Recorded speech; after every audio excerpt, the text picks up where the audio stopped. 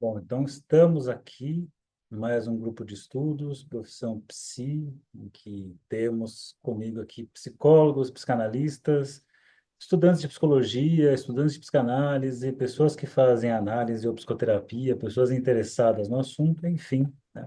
É um espaço aberto, um espaço gratuito, e que estamos trabalhando como desculpa aqui para falar de psicanálise, o livro do Marco Antônio Coutinho Jorge, Fundamentos da Psicanálise, volume 4.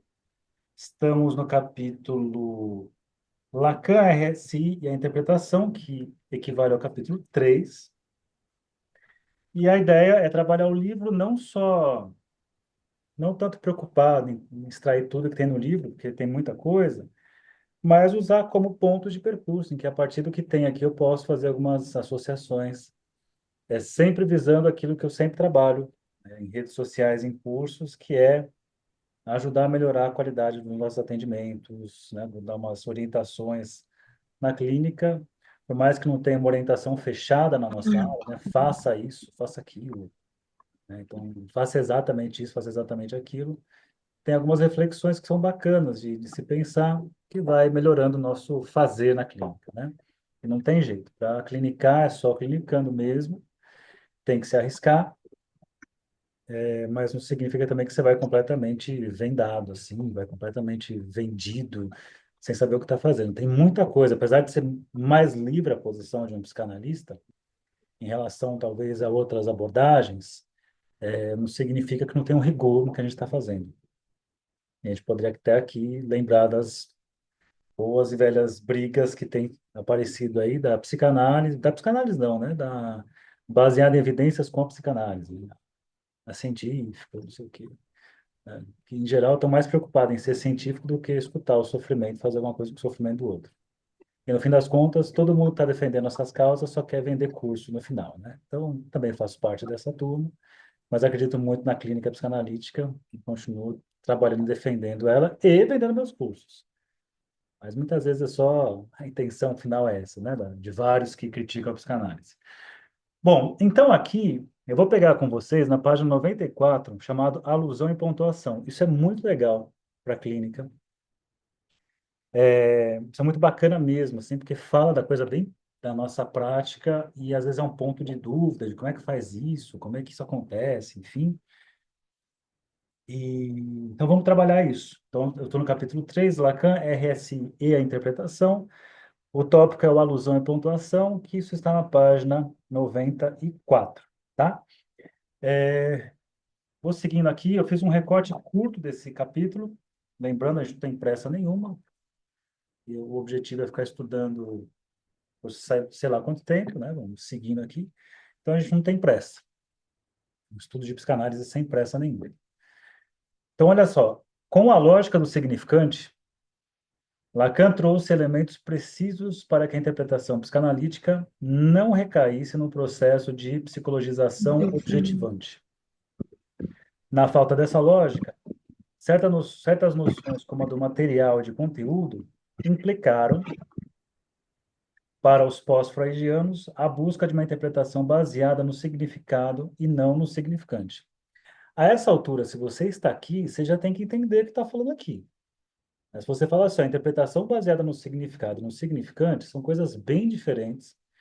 Isso diferencia o que é uma psicanálise lacaniana, até coloca freudiana também, mas há controvérsias, porque se você pegar lá, mais uma vez, O Tronco e os Ramos, do Renato Mezan, que é um ótimo livro para entender a epistemologia da psicanálise, ele mostra aí para a gente o quanto cada escola, escola kleiniana, por exemplo, vai reivindicar para si os continuadores de Freud, e para ser um continuador do Freud, eu preciso eleger os textos que melhor fundamentam essa posição em que eu me escolho como o legítimo continuador de Freud. Então, a Klein ela vai selecionar os textos de Freud que, de alguma forma, reforçam ou fazem ali uma ponte com o que ela quer colocar na sua teoria e na sua clínica. A mesma coisa o Lacan. O Lacan, por mais que a gente fale que ele coloca o retorno a Freud, não dá para dizer que ele passa por toda a obra do Freud. Ele seleciona também os textos e, que passam ali pela via da linguagem, principalmente, por exemplo, narcisismo, pulsão de morte, E, além disso, ele faz uma leitura que não necessariamente é aquela que o Freud tem ali. Só que, quando você vai estudar mesmo assim, a turma dos lacanianos, a ideia é muito parecida com o que eu falo para vocês. É você pegar um texto do Freud, mas não para concordar com ele, mas trabalhar a partir dele. Então, a ideia aqui, inclusive, do que a gente está fazendo é trabalhar a partir desse texto do Coutinho Jorge. Então, o que eu coloquei para vocês, quando você olhar para o negócio assim, bom, é uma interpretação baseada no significado ou no significante? Se é no significado, o significado ele tem aquela relação fechada. Significado significante é um sentido fechado, é um sentido universal. A gente pode pensar assim, o quanto, por exemplo, testes projetivos poderia ser pensado por essa via. Ah, se desenhou em tal lugar significa tal coisa. Ah, se fez não sei o quê, se fez pelo lado esquerdo é uma coisa, pelo lado direito é outra coisa, para o teto é não sei o quê. Pô, mas dá certo uma porção de coisas, dá. Né? O Lacan não está dizendo que não dá certo. Está dizendo ali que isso não é o sujeito do inconsciente. Está falando ali no nível da consciência, no nível do significado. No caso aqui, o que a gente tem trabalhado é que a interpretação é no nível do significante. O nível do significante, o significante sozinho não significa nada.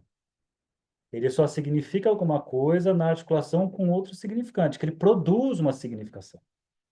Né? Tem um efeito de significação quando dois significantes se encontram, três se encontram, produz uma significação. Então é isso que interessa para a gente. Pensando nisso, isso questiona até um pouco, faz a gente pensar na nossa posição como analistas. Né? Então, assim, o que que é isso que eu falei, por exemplo, um analisante pode dizer? Você não tem como dizer, olha, isso que você falou é tal coisa. Você não pode afirmar isso pelo outro, não pode, entre aspas, transformar num significado, tomar como um significado. É um significante. Então, diante de uma questão assim, mas o que que é isso? Eu só posso ter uma resposta, já que a interpretação é via significante. E o significante, ele, você encontra a significação na medida que eles se encadeiam, e sempre a posteriori, é só depois que eu vou saber qual que é o sentido que está sendo produzido, só tem um único caminho. Quando o paciente pergunta, o analisante pergunta, mas o que que é isso? Bom, você tem que me falar. "Ah, mas eu não sei. Sim, começa a falar. Então, esse hábito, né, da clínica, de comece a falar que algo vai aparecer, é a postura ética de um psicanalista de como ele conduz na sua clínica. Começa a falar que algo aparece.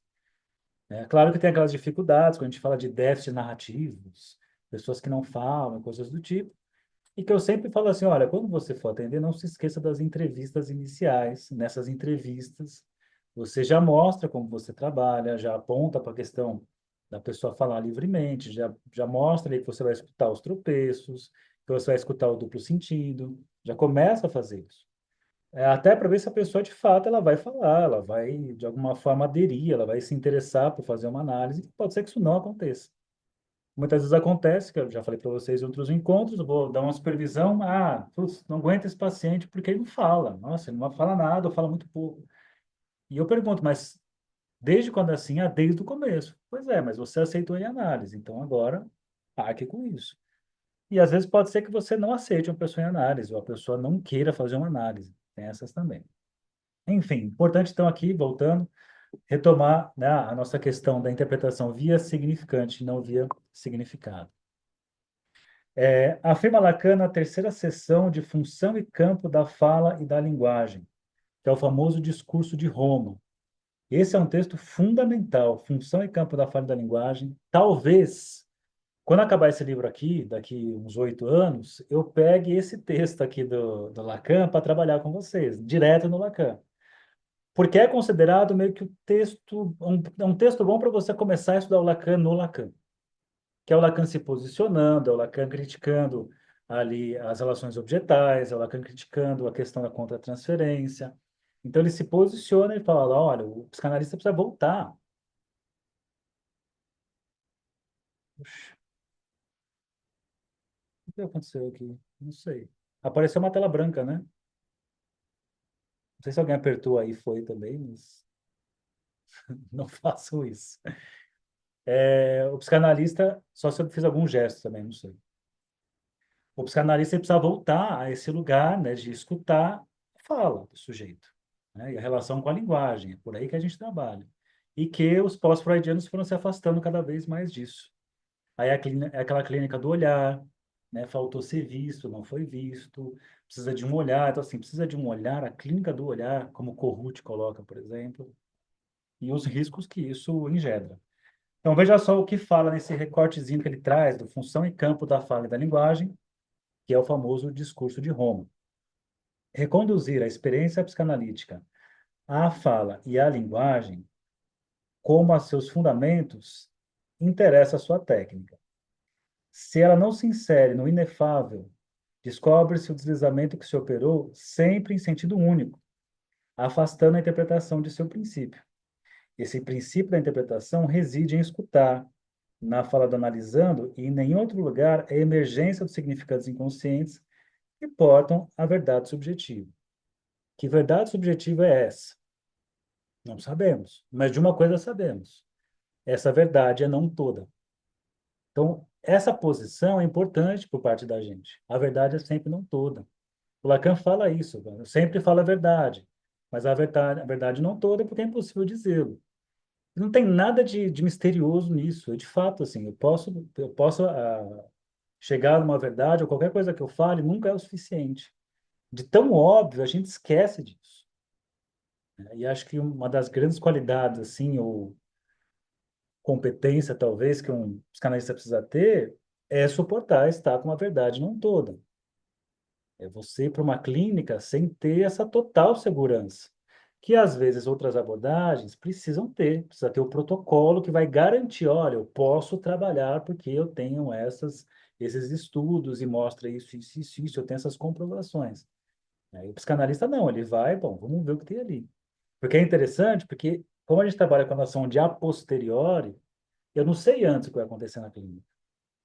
Então, para você ser um psicanalista, a posição de psicanalista, ela exige uma certa, como é que palavra eu posso usar? Uma certa petulância, às vezes, né? Uma coragem de, vamos lá, vou descobrir o que vai aparecer.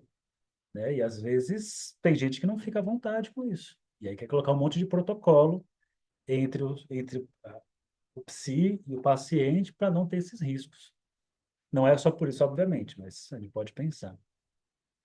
Porque a falta que nos constitui, a falta também, né? Não é só a falta que nos constitui, mas é a falta que engendra o desejo, né? Então, nós não somos feitos só de falta. Tem que pensar na articulação real, simbólica e imaginário, que provavelmente no próximo encontro, porque ele vai citar uma coisa que mais para frente, o Gustavo, mais para frente aqui, ó, na página 109 do livro, que não, nós não vamos chegar hoje, mas ele vai articular real simbólico imaginário com inibição, sintoma e angústia, e aí dá para a gente pensar que o que constitui o sujeito não é só falta. Tem que pensar nas três dimensões, aí nas três registros, real, simbólico e imaginário, na articulação desses três. Pois bem, aí seguindo aqui, ó, quando Lacan se refere à virtude alusiva da interpretação, ele menciona a última tela de Leonardo da Vinci, realizada 2 anos antes de ele morrer, na qual vemos São João com o dedo erguido, que apenas aponta para o alto. Então, a interpretação é, nesse sentido, um apontamento.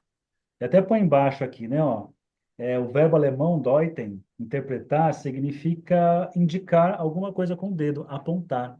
Então, interpretar como apontar, como se fosse assim, ó, para lá, é uma outra coisa. Até tem algo, deixa eu ver se eu consigo achar aqui o documento rapidamente, ó. Tem um famoso livro do Antônio Quiné, chamado As Quatro Mais Um Condições de Análise. Acho que um monte de gente conhece. Ele é daqueles livros que ajudou muita gente. E aí você tem depois vários que depois falam, eu não uso o Quiné porque ele é comentador. As pessoas usaram o Quiné pra caramba, depois falam que não usa. Mas ele fala no comecinho, uma coisa interessante, que é...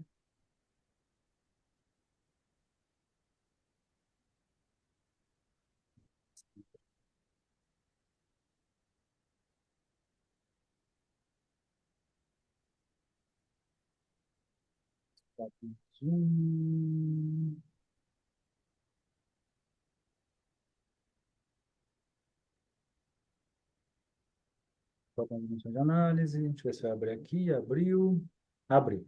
Ó, nas quatro mais um condições de análise, o Quinelli coloca uma citação bem bacana para pensar essa questão da interpretação.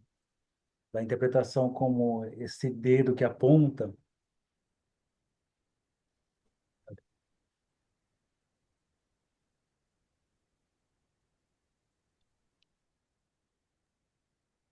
Ele fala assim no capítulo 1, o Kiné, no capítulo que chama A Função das Entrevistas Preliminares. Ele pega um verso budista que diz o seguinte: quando curiosamente te perguntarem, buscando saber o que é aquilo, não deves afirmar ou negar nada, pois o que quer que seja afirmado não é a verdade. E o que quer que seja negado não é verdadeiro. Como alguém poderá dizer com certeza o que aquilo possa ser, enquanto por si mesmo não tiver compreendido plenamente o que é?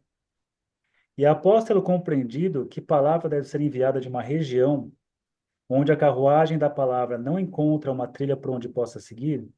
Portanto, aos seus questionamentos, ofereço-lhes apenas o silêncio. Silêncio e um dedo apontando o caminho. Então ele está dizendo assim, quando alguém te pergunta algo, né, um analisante pergunta algo, você não tem como responder, né? Você não tem como responder exatamente aquilo. Você não pode nem dizer que é verdadeiro e nem que é falso. E ele fala, e que adianta você falar se é verdadeiro ou se é falso, se a pessoa não passou ela pela experiência. Ela passou por aqui. E uma vez que ela tenha passado por aquilo, de que vale você dizer se é verdadeiro ou não? Porque é uma experiência subjetiva, né? É aquele sujeito que tem aqui. É diferente de todo o resto. Então, por isso, quando alguém te pergunta, você não pode dizer a não se apontar. Olha, continue falando, continue seguindo. Então, às vezes chega assim, pessoal que faz supervisão comigo, não sei o que eu falo para minha paciente, o que que eu faço? Continue escutando, deixa a coisa rolar. Porque às vezes tem aquela falsa impressão de que você precisa preparar alguma coisa para a sessão. E não é isso. É continue falando, continue falando. Posição bem bacana. Tudo bem? E aí ele coloca aqui, ó, ainda em função e campo, Lacan afirma que a interpretação em psicanálise pode ser uma pontuação. Ao analista cabe pontuar a dialética do discurso do sujeito e, para que o analista não venha a incentivar uma rotina na qual o sujeito poderá se ocultar, particularmente o obsessivo, né, por exemplo, aqui, com o seu sentimento penoso de trabalho forçado, que envolve até seus lazeres. Ela pode ser associada à excansão da sessão, para que a suspensão da sessão seja experimentada pelo sujeito como uma pontuação em seu progresso. Então, o que que ele está falando assim? A interpretação pode ser uma pontuação, e pontuação significa pontuar no discurso do sujeito, nas frases do sujeito.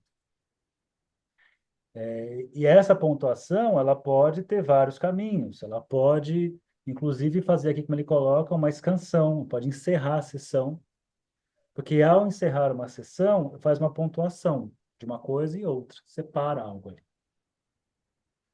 Vocês vão perceber, essa é uma das possibilidades, vou falar de outras aqui hoje. Ele trouxe e outras que eu preparei para vocês. Vocês percebem, quando vocês estão atendendo, que tem certos pontos que a sessão tem que acabar ali. E que se você não acaba, só enfraquece aquele ponto. Vamos imaginar assim, a pessoa diz algo que precisaria ser separado do restante. Se você não interrompe a sessão, aquilo não fica separado, aquilo que tinha uma força é diluído com uma porção de coisas que a pessoa fala, ela desfala um monte de coisa na sequência. E por mais que você aponte, ela falou tanta coisa depois que não dá o mesmo efeito. É muito diferente assim. Talvez quando você, enquanto analista, sinta de uma forma, mas quando você é o analisando, se você está numa sessão e acontece um corte de sessão, você sabe os efeitos que isso tem, quando corta no momento certo ali. Corte no sentido, inclusive, de encerrar a sessão. Porque eu posso ter um corte, que não necessariamente é um encerramento de sessão, mas tem aquela que encerra a sessão, que o analista levanta, abre a porta, que faz uma separação de uma coisa e outra. Isso é um tipo de interpretação. Né? Isso é um tipo de interpretação nessa perspectiva da pontuação. Faz uma marca ali, uma separação. Vou trazer alguns exemplos já já. Ó, a Vanessa falou, se não corta e encerra, o paciente pode ficar remendando e o corte não tem resultado. Exatamente. Perde a força. E às vezes até, né, quando eu começo a dar supervisão assim para as pessoas, é muito comum terem o medo de cortar a sessão. Qual que é o medo em geral? Pô, mas se for em 15, 20 minutos, é 15, 20 minutos. E entra naquela lógica assim, pô, mas o paciente está pagando e vou cortar a sessão? Sim, mas você não cobra pelo tempo que você está ali, você cobra pela análise, né? E, e às vezes eu falo assim, olha, então faz o seguinte, pelo menos traga aqui para análise, né, para supervisão. Escuta a pessoa, ainda que você não encerre a sessão, mas marca o momento que você encerraria. E aí você traz para a supervisão para a gente olhar o ponto que era para ter encerrado e o que que aconteceu quando você deu continuidade. E aí você começa a enxergar claramente, assim, que é exatamente como a Vanessa colocou. A pessoa fica remendando, remenda, remenda, o corte não tem resultado, perde a força, você fala, putz, perdeu. Porque às vezes está preocupado assim, né? Ah, não, preciso fazer os 50 minutos. Mas para quê? A inscrição não seria apenas pequenos cortes para abrir a cadeia dos significantes? Não precisa ser só pequenos cortes. Ela pode ser, inclusive, o corte da sessão. Ela pode ser uma escansão, um encerramento de sessão, porque ela consegue fazer isso. Quando você coloca aqui, né, ó, abrir a cadeia dos significantes, pode ser que encerrar uma sessão mesmo, acabou, vai embora. Pode ser que tenha esse efeito de abrir a, a cadeia. Aqui, ó. Aí a Bárbara falou assim, eu passo por isso, eu faço isso, eu sei onde devia ter encerrado e não encerro. Na sua experiência clínica, qual a diferença no sentido do efeito do corte lacrimal da sessão, que deixa o analisante pensar até a próxima questão? E, e a interrupção no ato da fala e trabalho sobre o tema no momento. Deixa eu construir aqui, porque eu acho que isso vai aparecer. Eu acho que tem certas. Não é, não dá para saber a diferença exata, mas assim, mas tem propostas diferentes. Então, por exemplo, você faz essa marcação e continua no tema, tem algo por dizer ainda. Você faz uma pontuação ali, mas tem algo por ainda dizer. E é necessário, às vezes, interromper para não ter o que dizer. Fique com isso. Então, eu posso usar com o mesmo paciente as duas coisas em sessões diferentes. Então, tem sessões que tenho que dizer e tem sessões que tem que parar ali para não ter o que dizer. Precisa ficar com aquilo. E até traz um exemplo aqui bacana para pensar nisso, que ele começa a falar, ele põe assim,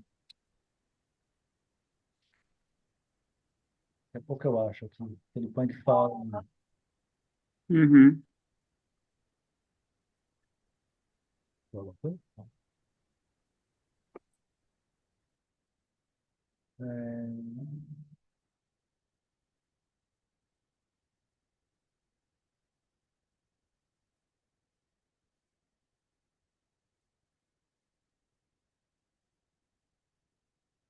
eu não estou achando aqui agora, mas vai chegar essa parte em que um analisante ele fica falando, ó, aparecer aqui, ó, é a que fala assim, estou me sentindo, estou me sentindo, estou me sentindo, e o analista corta.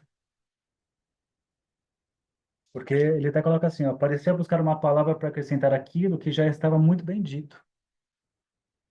Então tem certas coisas que já estão muito bem ditas e que precisa parar ali porque já está bem dito. Mas também, e aí é uma coisa que tem intervenção que passa pensando em várias dimensões do sujeito, de cortar a sessão para ele se identificar com alguma coisa. No sentido de, se a pessoa fica naquela posição que só fica real e simbólico, que nunca chega nunca põe um ponto ali de certeza, é um ponto que ele nomeia a partir dali, às vezes eu coloco ah, alguma coisa que o sujeito fala, que ele se afirma, o sujeito ele vai sempre esquivando, esquiva, esquiva, esquiva. E pode ter um momento que ele se afirma em algo e eu faço o corte.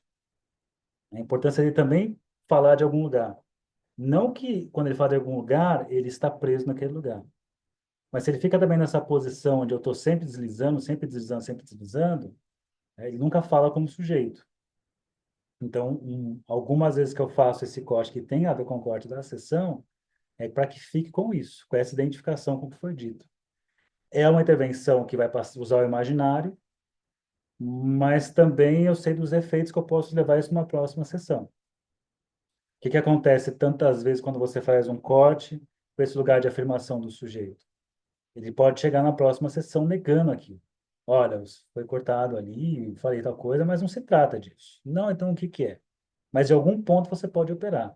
Quando você pega, por exemplo, um paciente obsessivo que fala, fala, fala, e não diz nada, às vezes é necessário, quando ele faz alguma afirmação, já que ele fica sempre pode ser e pode não ser, porque ele quer agradar a todos para justamente não deixar o outro falar nada, você cortar em algum ponto em que ele se identifica com algo, eu acho importante. Porque quando ele fala aquilo, é meio que marca um ponto assim de lugar que ele quer ser reconhecido, tem algo de desejo aí. E claro que isso não para ali, porque na próxima sessão ele vem se posicionar a partir dali. Ainda que ele fale, concordo com aquilo, mas me conta o quê? E aí a coisa cai, ou ele pode chegar na próxima sessão justamente tentando se descolar daquilo. Então tem efeitos diferentes quando faz o corte, mas trabalha assim para encerrar a sessão. Ó, e quando há uma cristalização do significante, encerrar ajuda ou seria melhor esses pequenos cortes? Depende também de qual significante. Quer ver? Tem um exemplo que o Forbes traz, que eu acho interessante, assim, que ele faz uma interpretação via gesto do analista. É que tem uma paciente que traz muito o significante merda. Merda, e é merda, e é merda, e fala merda, merda. E aí, no fim de uma sessão, que ele encerra a sessão na merda, quando a paciente vai encostar nele, ele fala assim: não, não, não, não, não encosta não. Muita merda. E quando ele faz isso, ela fica horrorizada com o que ele fala e vai embora constrangida. E aí o significante começa a deslizar. Então, tem algo, assim, às vezes, de performático, né, do gesto do analista que é necessário fazer. Então, você vai vendo assim, não tem uma regrinha de, ó, você faz por aqui que a clínica dá certo. Não, você vai fazendo, você vai fazendo. Pô, tem da ordem, assim, do improviso, mas quem estuda música aqui, por exemplo, você improvisa em música, mas quando você improvisa, você não faz qualquer coisa. Você está usando tudo que você sabe ali, né, estuda e pratica para improvisar. Então, por isso que tem formas e formas de fazer esse corte, né? Não quer? Apostando nas teorias? Como assim?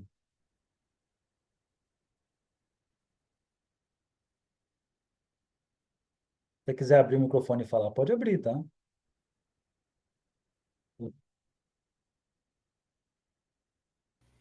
Boa noite a todos. Eu quis dizer ir apostando nos manejos baseado na Ah, teoria. sim, você Nas vai. teorias, é Sim. isso. É melhor falar do que escrever. Pode falar, quando vocês quiserem falar. É ir apostando na teoria, na prática, a teoria colocada em prática, e apostando. Tem que se arriscar. E aí na clínica você está se arriscando e você leva para sua supervisão o que você está arriscando. Por isso que até a supervisão é interessante, porque a supervisão não é para dizer, olha, você fez errado ou você fez certo. Me conta o que você fez, né? Vai falando o que você fez para chegar ali, qual que é o resultado disso, né? Que significação tem disso. Claro que tem alguns errinhos que, ó, cuidado com isso aqui, cuidado com aquilo ali. Mas a ideia também é assim, quem está lá atendendo não sou eu, é a pessoa que eu dou supervisão. Então, lá está apostando em algo, está seguindo aquilo. E vai experimentando isso. E quando depois de um corte o paciente faz uma pergunta para não encerrar a sessão? Depende, tem sessão que você volta, tá bom, dá continuidade, mas você pode não responder nada e parar a sessão ali, né? Ou se você quiser falar disso, mas eu prefiro assim, quando é uma coisa, nesse sentido que eu falei, desse corte, vou fazer uma separação, ainda que venha uma pergunta na sequência, eu não respondo. Então, bora. Assim. E depende do teor da pergunta também. Então, veja só.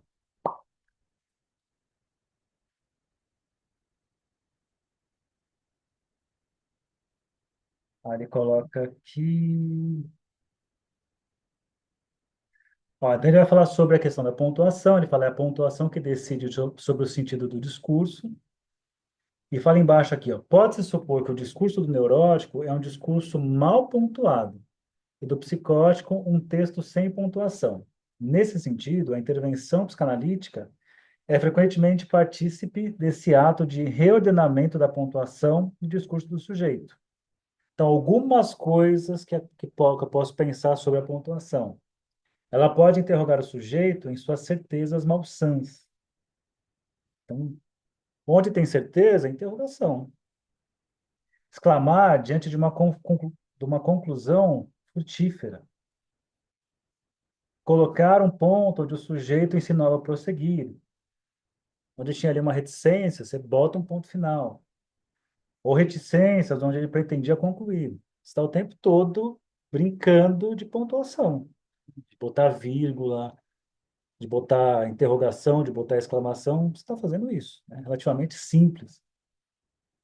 Então, de todo modo, Lacan insiste com razão em que a prática analítica é absolutamente puntiforme. As interpretações não são formulações psicológicas amplas e globais. Elas incidem sobre determinados elementos, lembrando que há uma diferença entre elas e as construções em análise.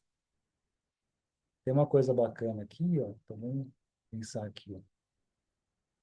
Eu peguei aqui três coisas que o Lacan fala sobre a pontuação no seminário. Duas estão no seminário 11 e uma está no texto A Instância da Letra no Inconsciente ou a Razão desde Freud. Então, coloca aqui, ó. O analista pontua. A pontuação é uma intervenção. Só que a gente fala de pontuação, mas não é tão claro assim o que é uma pontuação. Já falou que a pontuação posso pensar de interrogar o sujeito, de exclamar algo, de mudar uma vírgula, colocar um ponto final, colocar ali reticências, mas ainda assim não é só isso. Quando você fala de pontuação, você mudou ali alguma coisa que vai modificar a significação. Isso que importa, no fim das contas. Quando Lacan fala isso, ele está mostrando que a pontuação não é neutra. Ela tem ali uma força ativa na cadeia discursiva do analisante. Outra citação do seminário 11. A escansão permite introduzir a dimensão do tempo lógico no discurso do sujeito. Né?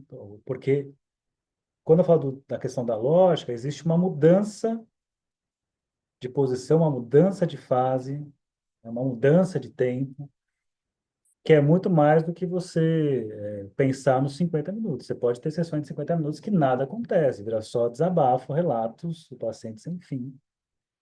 E você pode ter, por conta de uma pontuação, a mudança de uma posição. Como ele vai apresentar aqui vários exemplos. Nessa mudança de posição, isso vale mais do que qualquer tempo cronológico.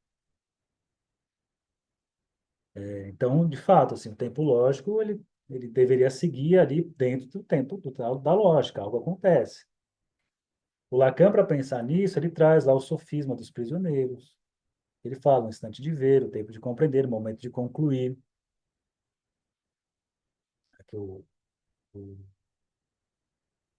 o analisante, ele traz ali uma certa questão, uma certeza, chega a algum ponto e o analista vai escutar as, as associações do analisante, faz as pontuações, isso produz ali algum tipo de verdade, não toda, que o analisante se posiciona em relação a isso, faz uma aposta em relação a isso, encerra a sessão.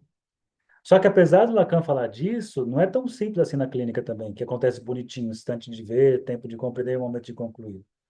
Tem que pensar que também o processo como um todo, existe uma fase da análise que é instante de ver. São as várias sessões de instante de ver, as várias e várias sessões do tempo de compreender, as várias sessões do momento de concluir, o encerramento, né, de uma análise. E você vai ter, por exemplo, um analisante que está sempre nesse nível do instante de ver. E até você pode pensar assim, o tempo da análise que o sujeito está. Tem gente que fica naquela coisa muito se descobrindo, ainda. Nossa, nem tinha pensado no tempo do insight ali. O insight não é o, o final da história. Não é porque teve um insight que você encerra uma sessão. O insight é o começo. Insight, a pessoa ali, tempo de ver, viu aquilo, uma falofania, eu abordei ontem no grupo de estudo, uma falofania, agora vai o tempo de compreender o que que é isso. E nesse o que é isso, o analisante vai criar um saber. O saber não todo, obviamente, mas ele constrói um saber, não fecha isso, mas ele faz uma aposta e a análise na sessão termina. Um outro, uma outra citação sobre a questão da pontuação está na instância da letra do inconsciente ou a razão desde Freud, que ele coloca: o inconsciente é estruturado como uma linguagem. Como toda linguagem, ele tem sua pontuação. Tem um livro muito legal chamado A Arte da Pontuação, que ensina assim como usar vírgulas, né? É um livro de gramática, assim. E aí tem várias explicações, para que serve uma vírgula, e aí o autor coloca uma mesma frase, ele vai mudando a vírgula, você muda o sentido completo da frase. Se você estudar essas coisas assim, é muito legal, assim, enquanto isso é um recurso poderosíssimo para escutar o discurso do sujeito e fazer essas marcações. Mas veja só, eu peguei alguns exemplos de pontuação para enxergar que a pontuação não é só ficar brincando de gramática. Então, olha só, alguns exemplos de pontuação. Um silêncio súbito após uma frase significativa do paciente. Por exemplo, o paciente diz: acho que nunca fui suficiente para minha mãe. E o analista fica em silêncio. E esse silêncio poderia funcionar como uma pontuação para destacar essa formulação, dando peso ao que foi dito. Isso aqui é uma coisa muito séria, que eu acho que não fui suficiente para minha mãe, e você começa a falar em cima disso, como analista, você já tira o peso dessa frase. Então, você ficar em silêncio, isso tem um efeito muito grande. Quem, acho que mais você, como analisante, já deve ter passado por isso. Você fala algo, o analista não fala nada. Você fala, caramba, não vai dizer nada aqui? Tem aí. E como tem uma separação, alguma coisa é, interrompeu o bom fluxo que estava aqui do que eu falava. Mas vem esse silêncio. Acontece, por exemplo, de pontuações do tipo, né? O paciente diz assim, eu sempre dou um jeito, sempre dou um jeito. O analista solta, uhum. Tem um efeito sobre a significação do sujeito. Pode dizer que tem ali um gozo nessa repetição, ou pode ter uma identificação, mas assim, tem algo ali que o analista quando faz, uhum. Porque, veja, se ele falasse só isso, sei lá, eu sempre dou um jeito, eu sempre dou um jeito, e vai seguindo. Ele vai falando, mas esse sempre dou um jeito, se você faz um som ali como o analista, alguma coisa se produz. Uma interrogação se produz, pelo menos. O sujeito se questiona. O que tem aqui? Eu posso pensar num corte súbito da sessão, após uma frase significativa. O paciente pode falar assim, no fundo eu sou igual ao meu pai. Pronto, você corta a sessão. O que isso causa, né? Aí eu posso colocar o sujeito nesse lugar de identificação. Ele pode chegar na próxima, então, eu falei que sou igual ao meu pai, não, mas na verdade eu não sou igual ao meu pai. Mas eu poderia, aproveitando a pergunta aqui, né, foi colocada, deixa eu ver aqui, quem perguntou foi Bom, enfim, fizeram a pergunta aqui, eu poderia dar continuidade, que às vezes eu até recomendo, assim, em supervisão, né? O que te faz pensar que você é igual ao seu pai? Como é que você pode dizer isso? O que que tem de igual? Por que você, apesar de diferente, diz que é igual? Que tem que é uma coisa até defensiva nessa questão da identificação. O sujeito, ao invés de reconhecer a diferença e ter que se haver com o desejo e tá ele ali por conta, ele vai lá e fala assim, olha, eu sou igual ao meu pai. Como é que você pode dizer isso? Ah, eu senti igual o outro falou ali. Como é que você pode saber pelo outro? Também, sabe, são diferentes tipos de intervenção e caminhos diferentes. O paciente pode colocar ali, né, a repetição de palavras. Não, coloca aqui, né, repetição de uma palavra do analisante com ênfase, né? O pessoal fala assim, estou perdido, estou perdido. E o analista coloca, perdido? Quando coloca isso, normalmente causa assim, não tô perdido? Não tô. Peraí, eu tô ou não tô perdido? Causa um efeito interessante isso. Por quê? Porque pode ter uma condensação ali. Então você tem ali mais de um sentido encavalado e o sujeito, quando você repete, causa esse efeito. Peraí, perdido? Então agora, tô perdido ou não tô perdido? Não, acho que eu tô achado, na verdade. Tá achado ou tô perdido? E começa. Eu adoro usar isso aqui. Acho que é um ótimo começo quando você não sabe como fazer, vai por aí. O analisante diz assim, ele tá repetindo alguma coisa, né? Então ele está falando alguma coisa e repete, o analista pontua. Olha, você já disse isso. Está apontando o quê? Que tem uma repetição. Algo se repete. Então, isso também é uma pontuação. Pode pensar, por exemplo, né, um silêncio após uma risada deslocada do analisante. O paciente ri ao contar uma coisa triste e o analista permanece em silêncio. Então, a pontuação denuncia o deslocamento e permite que o sujeito se confronte com o sintoma. Está mostrando o deslocamento. Como é que você fala um negócio triste e está rindo? Se tem um deslocamento aí, é uma forma de disfarce do desejo, não é isso? O que que é isso? E o analista ficando em silêncio, ele já acaba pontuando isso.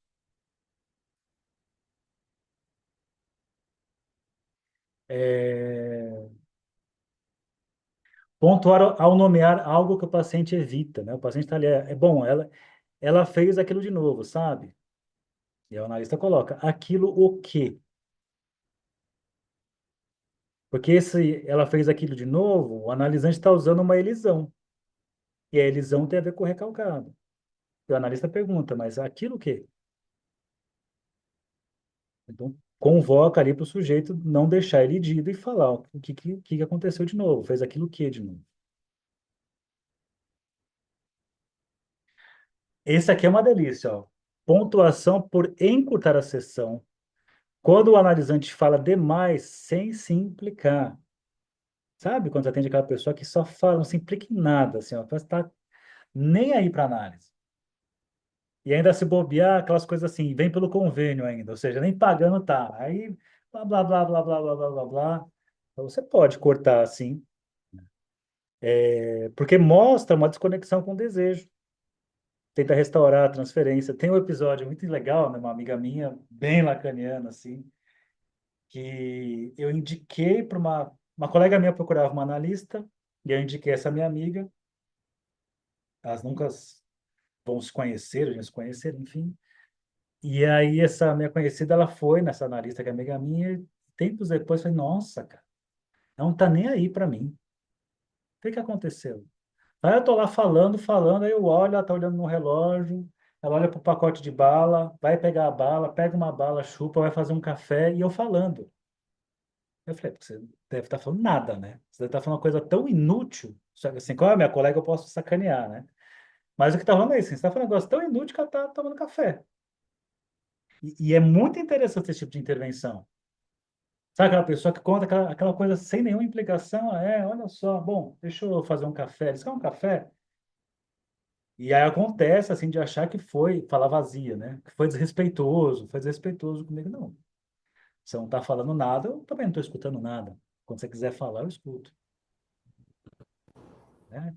Isso tem isso tem um efeito bem forte. Enfim, então, alguns exemplos, o Coutinho Jorge ele traz mais um monte aqui para a gente. Mas só para começar a pensar, quando eu falo de pontuação ou de escansão, não é tão simples assim. Ah, escansão é cortar a sessão. Não necessariamente, é fazer um corte. O corte não é cortar a sessão e encerrando a sessão, é cortando em tempos. Um tempo anterior, um tempo posterior. Né? Cortou ali uma cadeia. Então é legal começar a pensar sobre isso, assim. O que é uma pontuação? Mas uma coisa, de qualquer forma, assim, eu lembro quando eu comecei a atender que eu fazia interpretações muito longas. Eu me perdia, assim, sabe? Eu ia explicar. Olha, porque você falou ali, aí quando você falou, aí às vezes eu estava perdido, eu ficava assim, caramba, não tenho ideia do que eu estou falando mais.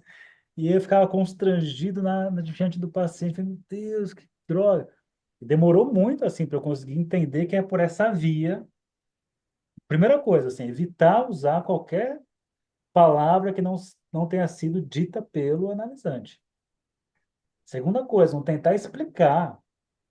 E o principal, quanto mais curta a intervenção, é melhor. Ela só vai na arestinha ali e volta para tudo.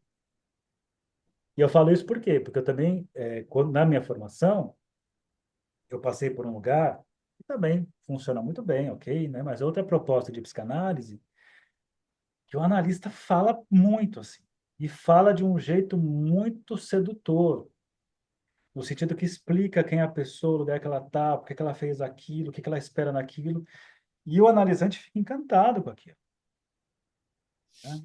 É discurso do mestre total.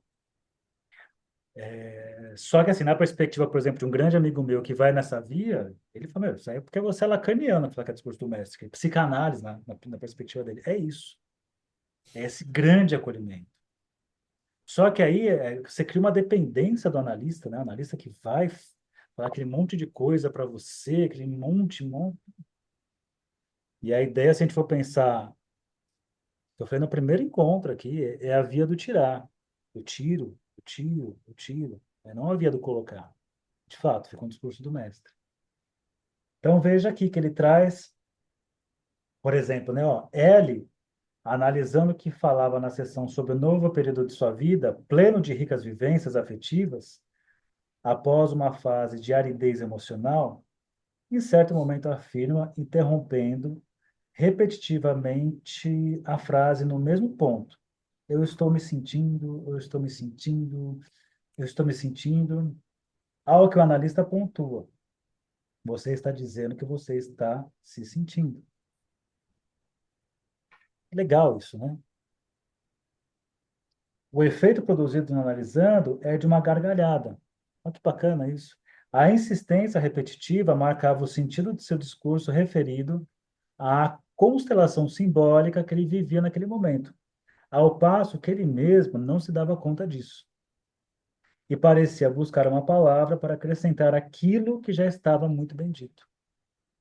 Até postei sobre isso hoje, assim. Para que ficar, né, querendo acrescentar a palavra no que já está bem dito? E na clínica você vê isso, assim.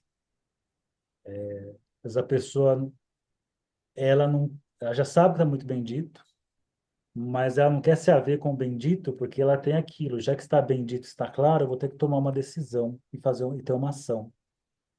Aí a pessoa, para não ter que tomar uma decisão e ter uma ação, ela prefere ficar tentando acrescentar coisas, acrescentando coisas, acrescentando coisas, por aí vai. Então, por isso que até é legal pensar assim, certas sessões você pontua, encerra, porque já está dito. O que mais você quer dizer? Tudo que você tentar dizer dali para frente é para tentar desdizer, né? Se a pessoa continuar dizendo, ela vai enfraquecer aquilo. E é sempre importante se perguntar assim, por que que a pessoa que já está com aquilo bendito, por que que ela está fazendo aquilo? Se a gente for pensar, à medida que significantes entram na cadeia, modifica a significação. Enquanto tenta ali enfiar coisa para ver se a significação se modifica. Mas é quase assim, o que que você não quer ver que está aí, escancarado? Diga, Vanessa. Otávio, eu fico aqui pensando, quando você falou nesse trecho, que o paciente fica, eu tô me sentindo, foi engraçado isso, eu tô me sentindo, e aí ele vem, ele exclama, né? Talvez isso também não pode pensar que seja uma forma do analisando querer forçar o analista a dar o significante. E aí, quando o analista pontua, nesse caso com uma exclamação, faz ele pensar nesse significante? Pode ser, mas eu acho que o contexto que ele vai trazer depois, que aí não sei se você chegou a ler o capítulo todo, não? Não, Saulo. Porque depois ele vai falar assim, que a pontuação, ela não está livre, meio que do contexto do que o analisante está, o ponto que está. E aí ele traz aqui, ó, mesmo aqui antes, ó, ele fala, né, que ele é uma pessoa que vem de uma fase de aridez emocional, que ele colocou aqui, né, ó. Ele vem com a questão ele tinha essa aridez emocional, depois vem para essas ricas vivências, e ele está falando do sentido, de fato, ele pode trazer aqui essa, essa, essa repetição como uma forma de querer que o analista complete o sintoma, que seria quase assim uma isca para pegar o analista. Mas dentro do que ele vem trazendo aqui, não é um problema nenhum. O analista completa o sintoma do paciente. Não tem problema nisso. Mas o que ele coloca aqui é que você está se sentindo em ponto. Tá bom, você pode sentir também. Então, ainda que ele tenha feito, não acho que ele tenha feito assim com essa intenção. Estou me sentindo, estou me sentindo, estou me sentindo. Me parece muito mais que ele está naquela coisa do. O que eu quero dizer com isso? Mas se você pensar na fórmula que o analista completa o sintoma do paciente, do analisante, ele poderia ter feito isso com essa intenção. Mas dentro do contexto, e até coloca aqui depois, né? Ó, não, depois ele não coloca, não. Mas dentro desse contexto que ele está, que ele vinha dessa aridez emocional e passa a ter vivências afetivas, não vejo problema o analista ter entrado nisso. Mas concordo no sentido assim, não nesse exemplo, mas talvez uma outra situação em que o analisante, não sei se você falou nesse sentido, já ele quer sacar o desejo do analista, ou já entendeu um pouco como é que o analista, onde corta, onde encerra a sessão, e já começa a se antecipar, já começa a fazer uma coisa performática. Não sei se você quis dizer nesse sentido. Porque Foi às vezes nesse acontece. sentido. Hã? Foi nesse sentido. É, porque isso acontece, vocês têm que estar atento com isso. Às vezes você faz o corte, e então o paciente quer dizer assim, eu sabia que era agora, né? Então tem o negócio assim de querer desmascarar o analista. Então eu entendo, assim, pode correr esse risco, mas não acho que nesse caso aqui tenha sido isso, né? Saulo, as pontuações que você mencionou, inclusive o corte serve para todas as vertentes teóricas? Não. Lacan. O Winnicott não trabalha por aí, Klein não trabalha por aí. Klein é superinterpretação. A superinterpretação é aquelas explicações que o Dick pega o trenzinho e coloca no túnel, aí a Klein fala assim, você quer colocar o seu pênis dentro da sua mãe, o moleque fica, né? Ele melhora assim, né, para não voltar ali. Mas enfim, é uma baita forma de trabalhar também, mas é por outra via. Foi um negócio assim. E onde se aprende a lidar com o imprevisível para o paciente? Onde aprende a lidar com o imprevisível? Você aprende a lidar com o imprevisível com a vida, principalmente com a sua análise pessoal. Sua análise pessoal é um ótimo lugar para você aprender com o imprevisível, é você fazer coisas por si só, sem querer que os outros façam junto com você para te dar garantias, você se enfiar, né? Acho que estudar música é um ótimo lugar, consegue improvisar, assim, que você tem que se virar com aquilo. Não música, arte em geral, assim, que você tem que se virar com aquilo. Sem precisar do outro fazendo junto com você para te dar garantias. Então, algumas coisas, né? Diga, Vanessa, você vai falar de novo? Não. Saulo, você falou que eu posso falar agora, você Pode, vai né? ter que Porque você mandar levantou pela a mãozinha, eu boca. não sabia se era isso ou se não Você tinha vai, baixado a outra. você vai ter que falar, para de falar. Quando Não. você me deu aquele exemplo que eu dei aquele exemplo do analisando querer forçar o analista a falar, para que ele já pegou essa do analista, né? Então eu vou forçar ele a falar. E aí, o que eu estou pensando aqui, pode ser que aconteça muito com a histérica isso, de ela força o analista a falar, É a para depois especialidade vir cortar dela. a cabeça do analista fora. Isso, é a especialidade da histérica e do histérico, é a especialidade deles, né? Eu pensei isso daí. Porque cria, é que daí é para criar aquele momento Lionel Rich, né? My Endless Love, que o Lionel Rich canta e a segunda voz canta junto, assim, e dá aquela coisa, como é que é aquela palavra do que eu sinto, o amor, aí um olha para o outro, pum, e cria aquele, não, né? Isso seria algo bem histérico que acontece. É uma armadilha muito comum, assim. Mas também, Vanessa, ó, pode ser que fique assim, aí o analista fala, não, não é isso. Também tem essa, entende? Não, não é isso, você não está entendendo o que eu estou falando.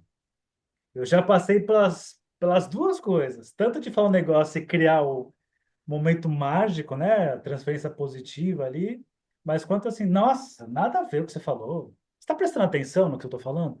Já escutei isso. Você está prestando atenção no que eu falo para falar isso? Aí você fica assim, porra, cara. Olha. Ai, ai. É, pois é. Então veja só aqui, ó. A pontuação decide o sentido e o recorta de modo a prover a fala de uma significação que transcende a intenção consciente do sujeito. No caso aqui, se a gente for pensar na histeria, não transcende a consciência do sujeito. Porque o sujeito ele fala aquilo esperando que o analista entre para entrar na consciência, como ele tá planejando. O analista pode igualmente colocar uma vírgula ou o inverso, retirá-la do discurso do analisante. Olha que legal, como no caso do analisante sofrendo de uma impotência sexual considerada crônica, que, ao falar das dificuldades de sua relação com a mãe quando era criança, exclama: minha mãe me batia, me maltratava, me diminuía, o cacete. Ó. A mera alteração da pontuação, seguida da substituição da exclamação pela interrogação, produz um efeito de sentido congruente com o discurso do analisando, que o dizia sem saber o que dizia. Ela diminui o cacete? Nessa hora você lê e pensa assim, putz, mas eu não consigo pensar isso na hora ali, não é possível. Eu estou lá atendendo, você acha que eu consegui fazer? Esse geralmente é o sofrimento de quem começa a atender. Fala, cara, não, peraí. Claro, né? Essas coisas aqui, você vai se acostumando. Por isso que é importante você ler casos clínicos, ler essas coisas. Aí você começa a ficar atento, você fica menos preocupado em entender cada palavra. Você deixa a coisa mais na escuta flutuante. É que esse aqui é um caso bem bonitinho, ó. Diminuir o cacete. Fica claro aqui. Você bota um diminuir o cacete, né, de um cara que está falando de uma impotência sexual. Olha que interessante isso. Além disso, cabe destacar que a dimensão da temporalidade inconsciente, que implica o só depois, se associa inevitavelmente à produção de sentido. O sentido de uma frase só se produz depois, quando o último termo finalmente enunciado retroage sobre todos os termos anteriores. Tá, beleza. Deixa eu ver aqui. Aí, como nosso tempo já encerrou, vai ser uma horinha para ficar com vontade do gostinho de quero mais, assim, senão, né? 2 horas, pessoal. Só para pegar aqui uma outra coisa, ó, só alguns pontos para pensar, né, ó. Quando ele coloca no outro parágrafo o que constitui a escuta psicanalítica, o que qualifica como tal.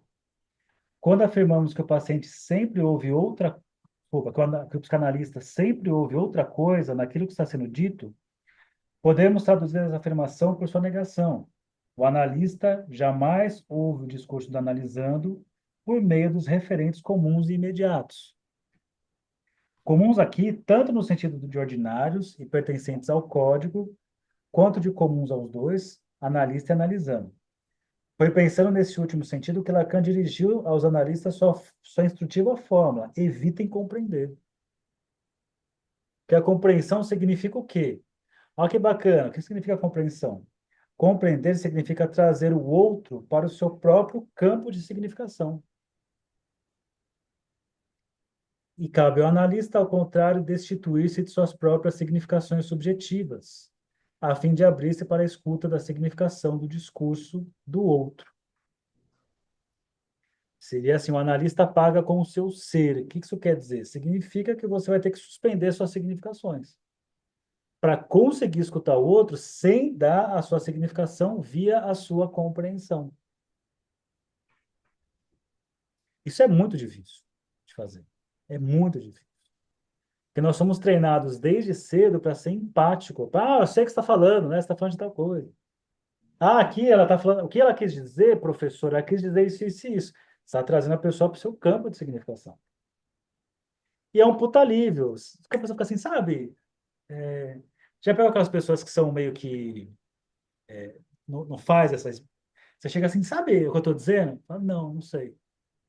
Nossa, como você é grosso. Mas eu não sei, meu. O que que você está falando? Porque o que que é gostoso? Sabe o que eu estou dizendo? Sei, nossa, sei. Sei lá. Ah, eu fui para a Itália, estava ali em Firenze. Sabe quando você está andando ali nas ruas de Firenze? Não. A pessoa fecha a cara para você. Não sei. Sabe quando você está sentindo aquela coisa gostosa para alguém? Não. Ah, é como você é mal amado, que horror. Porque o gostoso é, sabe, sei, nossa, então é isso, aí você foi, fui, e vai, porque é muito narcísico, né? Olha, a gente sente igual, a gente sente igual. Só que também, se você não faz isso, você vê o chatão, a chatona, né?